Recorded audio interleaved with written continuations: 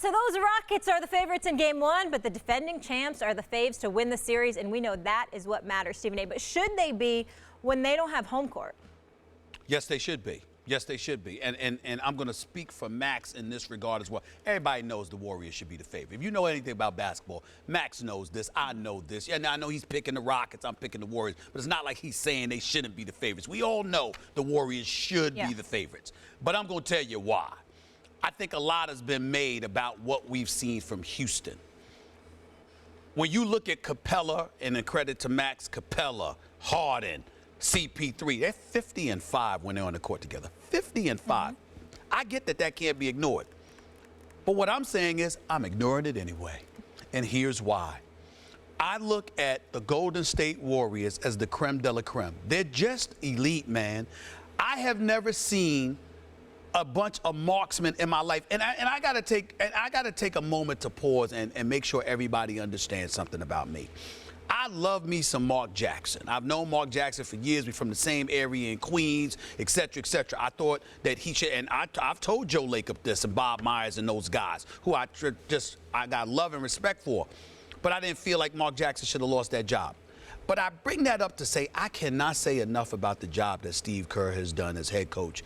This man is fantastic. And I'm talking about a man that knows the pulse of his team, knows what buttons to push, knows what adjustments to make. He just has it, man. And, it's bad. First of all, he was a damn good television analyst. He knows his basketball. He was a champion as a coach. He was the damn good executive. He's the one, Max, that wanted Mike D'Antoni to get a defensive coordinator in Cleveland, and when they couldn't see eye to eye on that, which is why Mike D'Antoni was going from Phoenix. Had Mike D'Antoni listened to him, he might not have ever needed to leave Phoenix. He might have won a title there. So we see the basketball savant that Steve Kerr is, and he's a champion. The credentials can't be questioned. But I look at the Golden State Warriors, the marksmanship and the fact that they don't fold. They don't lose back-to-back games. They come at you. You get them one night, they come right back and remind you of their greatness again. And I look at the Houston Rockets, and I think the one thing, Max, that has gone unnoticed in all of this, we understand from a basketball perspective, you're going to have to find a way to match up with KD. PJ Tucker's going to play a pivotal role in this series, trying to match up with KD and what have you. We know CP3 against Steph. We know the Reasons of the world and others. You're going to have to deal with the Klay Thompson, Draymond Green, Clint Capella. We're watching all of that. We see all of that. But the one thing that has gone unnoticed, or really undersold, when you are a champion, particularly multiple times over, you take stuff for granted in the regular season. You take nights off. You don't prioritize. Steve Kerr and I talked about this.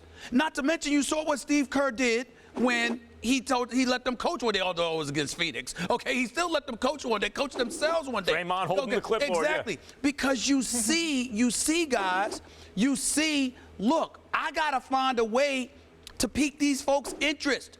You don't have to do that with Houston. So many folks have been talking about Houston for so long. If they weren't talking about Houston like that, Houston would be playing with house money.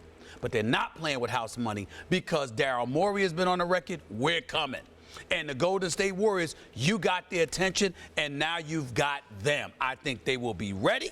I think they are champions, and I think they will respond to the challenge like a favorite should. That is why I have them as the favorites. I'm favoring Houston, and I'm doing it because Daryl Morey is a really smart guy and a really good GM. And I think the calculation he made when he watched the Golden State Warriors is because this starting five that they run out, the Hamptons five now, I guess we're done calling it the death lineup or what, the Hamptons five, is the best five-man unit in the history of basketball. It's the most effective. You're talking about Steph Curry, Klay Thompson, Andre Iguodala, Kevin Durant, and Draymond Green. Okay. Interchangeable, positionless, three-point shooting, smart decision-making, move the basketball, doesn't stick with anyone, like perfect basketball. Right. I think Daryl Morey looked at that and said, talent for talent, there's nothing anyone can do. This is what we can do. And if I get the requisite talent to run this system, can't just be one superstar, I need two. He got Harden and CP3. We're going to double down on what D'Antoni did in Phoenix, because at least that way you have a puncher's chance. So D'Antoni and Phoenix, the whole thing, remember at the time, because he didn't win a championship, see, that doesn't work. Can't win with jump shooting team. You live by the three, die by the three. There were people that believed they would have had Amari not gotten ejected when Steve Nash got bumped into the scorer's table and stuff like that. But they were in the minority. Right. Most, even if they could have won, should have, could have, would have, you know, meantime, series, people, it was, people. Remember Amari dropped like 37 on Tim Duncan. Remember that? And they would have won. You got to figure they beat the East if they get out past the Spurs that season. But still, people kind of went, they didn't understand the extent to which D'Antoni was onto something. Okay. He doubled down with the Rockets, and Morey let him. Morey, no, we want that. So now what the Rockets have, because of all the threes, shooting twice as many threes as like the Phoenix Suns ever did. Right. Is they're saying we have a puncher's chance, right? But it's not just that they can punch, Stephen A. It's that they can box, too. Because the system is being run by two geniuses on the court in Harden and Chris Paul offensively. So that you have a two-headed backcourt monster with the highest basketball IQs running the puncher's system. That is really the only shot to beat Golden State. Now, is Golden State's bench a little thin now, particularly when they start Iguodala? Yeah, it is. Are the Rockets hungrier than Golden State, even if Golden State can turn it on in the playoffs? Yeah, they are. And finally, the Rockets have home court advantage, in fact, are favored in game one. So I guess what I'm saying is you ever go into a fight, Stephen A., and you know the other guy's a better boxer, but you say, you just have a feeling about the puncher this time. They've improved to the point where they're going to get that shot home.